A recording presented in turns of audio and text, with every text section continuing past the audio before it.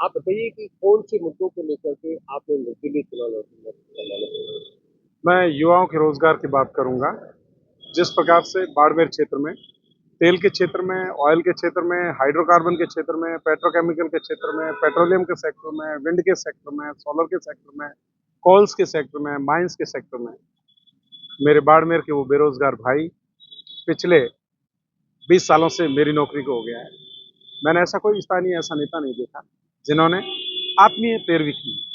लेकिन हम जब से इस फील्ड में गए, हमने हमारी तरफ से प्रयास किया। एक छोटा सा वो राम सेतु बनाने में जिस प्रकार से एक चिड़िया ने जैसे एक एक बूंद से प्रयास किया, वैसे हमने 6,000 लोगों के एक नेटवर्क को खड़ा करके आज वो हिंदुस्तान और मिडल ईस्ट की तमाम कंट्रीज, चाहे सऊदी अरेबिया है, दुबई है, मस्कट है, अबू धाबी है, उन सब जगह अगर इस प्रकार के मुद्दों को मैं देखता हूं तो मैं समझता हूं कि मैं अगर लोकसभा प्रत्याशी के रूप में निर्वाचित होता हूं तो बहुत बेहतरीन पैरवी करूंगा। जहां हमने छह आपको ऐसा क्यों लगता है कि आप ही कर पाएंगे, क्योंकि जब राष्ट्रीय पार्टियां अपने मैदान में उतार रहे हैं? मुझे ऐसा इसलिए लगता है कि राष्ट्रीय पार्टियों के द्वारा अभी तक तो मुझे नहीं लगता कि किसी ने सदन में पैरवी की है। लेकिन मैं धन्यवाद देना चाहूंगा बहन डॉक्टर प्रियंका चौधरी को कि राजस्थान की सरकार में इस बार जब हाउस में जब पहली दफा बात उठी तो उन्होंने बाड़मेर के बेरोजगार युवाओं के लिए बात की। मैं धन्यवाद देना चाहूंगा रविंद्र सिंह भाटी को भी। उन्होंने भी राजस्थान के हाउस में बेरोजगार लोगों के लिए विंड और सोलर सेक्टर में रोजगार की संभावनाओं की बात की। तो मैं समझता हूँ जैसे जैसे समय परिवर्तन हो रहा है, युवाओं को मौका मिल रहा है, उनके रोजगार की पुरजोर पैरवी की जा रही है। अच्छा, आप कौन सी पार्टी से संबंध रखते थे जिससे आप खफा होकर के आपने चुनाव लड़ा? मैं भारतीय जनता पार्टी का निष्ठावान कार्यकर्ता रहा। मैंने जिला परिषद चुनावों में वार्ड संख्या 6 से मेरी बहुत मजबूत दावेदारी प्रस्तुत की और उस समय कि जो तत्कालीन जिलाध्यक्ष जी ने मुझे कहा भी था कि उस जगह से आप चुनाव लड़ेंगे। लेकिन दाखिल करने के सायकाल के समय जब लिस्ट होती थी, उस समय हमारे राजस्थान की सूबे की सरकार के वर्तमान के मुख्यमंत्री उस समय संगठन महामंत्री हुआ करते थे। उस लिस्ट में मेरा नाम जब मैंने नहीं देखा तो मैं खुद को बहुत ठगा हुआ महसूस किया। फिर भी भारतीय जनता पार्टी आज विश्व की सबसे बड़ी पार्टी है। हमने निर्दलीय नामांकन दाखिल किया। पार्टी के वरिष्ठ लोगों द्वारा संगठन में उचित मान सम्मान की बात की गई, लेकिन दरकिनारी किया गया। आपको नहीं लगता है कि आपके जैसे इतने कितने कार्यकर्ता होंगे, अगर सभी इसी तरीके से सोचने लग जाएंगे तो फिर? मेरे जैसे कार्यकर्ता मैं नहीं समझता। अच्छा, दूसरा, क्योंकि आप जिस समुदाय से आते हैं, ये लोकसभा क्षेत्र बहुत लंबा चौड़ा लोकसभा क्षेत्र है। आपकी जो टीम वर्क है, आपके साथ में कितने लोग काम कर रहे हैं, कैसे इस पूरे लोकसभा क्षेत्र तक पहुंचेंगे? और सर, मैंने already I have been done my homework. मेरे प्रत्येक बूथ पर 10 लोग, आज की तारीख में 2600 समथिंग बूथ है, वहां पर 10 लोगों की टीम मेरी तैयार है।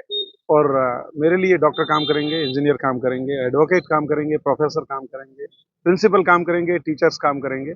जिन क्षेत्र में मेरी विशेष योग्यता है, I am double M in English, history, BEd, LLB, engineering, तमाम प्रकार के जो जो मैंने कोर्सेज किए हैं, डबल पीएचडी। तो मैं समझता हूँ कि जिस क्षेत्रों में, और मैं मेरा जब भी स्पेस समय निकलता है मैं बच्चों के साथ में निकलता हूँ। और पिछले 10 साल से मैंने जो ये रोजगार की जो मैं बात कर रहा हूँ, मैं कई बार ड्यूटी से आने के बाद में लोगों को कौशल डेवलपमेंट के कोर्सेज निःशुल्क चलाता हूँ। आज भी रिसेंटली मैंने अभी नामांकन दाखिल करने से ठीक 15 दिन पूर्व 300 लोगों को employment can oil and gas और रिफाइनरी में दी है। और अभी तक जो इलेक्शन होंगे, इलेक्शन होना ये नहीं की बात, 1,000 लोगों को एम्प्लॉयमेंट तो हम लोग वैसे ही देंगे। मैं समझता हूँ कि अगर इस प्रकार से मैं प्रत्याशी अगर जीतता हूँ तो निसंदेह 30 से 35,000 लोगों के लिए मैं बेबाकी से बात कर रहा हूँ। मेरा पूर्ण विश्वास है कि हम लोगों को रोजगार देंगे। अच्छा, ये बताइए कि अभी तक आपके पास बीजेपी के लोग भी आएंगे, कांग्रेस के लोग भी आएंगे, और हमने इस तरीके की कई चीजें देखी हैं कि जो लोग निर्दलीय नामांकन दाखिल करते हैं, वो किसी न किसी दबाव में आकर के वापस अपना नामांकन लेंगे। क्या रामाराम चौधरी वापस नामांकन लेने की स्थिति में है? रामाराम चौधरी किसी के दबाव में आने की स्थिति में नहीं है। मैं आदर्श आचार संहिता की पालना की बात करूंगा। मैं भारत निर्वाचन आयोग द्वारा जो भी पीसीआई की जो भी गाइडलाइंस है उसको मानता हूं। और देश में निर्वाचन आयोग बहुत ही बेहतरीन तरीके से ये चुनाव आयोजित करवा रहा है, तो दबाव का कोई विषय नहीं है। जी हाँ, जैसे आपने बात की कि नेताओं के, तो मैं आज हमारे हाल ही में निर्वाचित हुए मदन जी राठौर जो राज्यसभा के सांसद है, उनके साथ और शंकर सिंह जी राजपुरोहित के द्वारा मुझे बुलाया गया, मुझे मेरे से बात की गई, मेरे सुझाव लिए गए।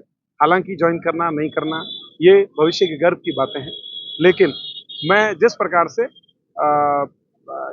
उनके द्वारा जो मुझसे सुझाव लिए गए, ये शुभ संकेत मानता हूँ।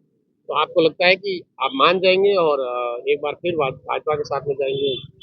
भाजपा के साथ मैं जाऊंगा या नहीं जाऊंगा ये बात तो अलग है, लेकिन मेरी विचारधारा भाजपा ही थी। अगर बार्गेनिंग चल रही है। बाड़मेर के अंदर जिस प्रकार से संगठन की फजीती हो रखी है और जो संगठन के लोग जो जिस प्रकार से निष्क्रिय है, ऐसे लोगों को तवज्जो दी जा रही है जिनके पास में 10-10 कार्यकर्ता नहीं है। तो अगर संगठन में सुधार हुआ तो maybe there is a possibility. मतलब ये है कि संगठन पर दबाव बनाने के लिए आपने ये कदम उठाया। मैं संगठन पर किसी भी प्रकार का दबाव नहीं बनाता। मेरा सीधा सवाल और सटीक result. I am working on result oriented work portfolio. अगर हम लोग काम कर रहे हैं, संगठन मेरा काम करेगा, तो हमने कोई पद की लालसा नहीं की। वैसे भी मैं क्या आज डिमांड रखी है आपने बीजेपी से?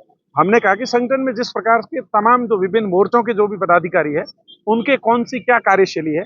आज कैलाश चौधरी जी जो संगठन के देश के उस बड़े संगठन से आते हैं, और जब उनको टिकट पार्टी ने बहुत दिन पहले डिक्लेयर कर दिया, लेकिन यहाँ पर जो स्थिति मायूसी देखी गई, तो ये मैं समझता हूँ कहीं ना कहीं संगठन का फेलियर है।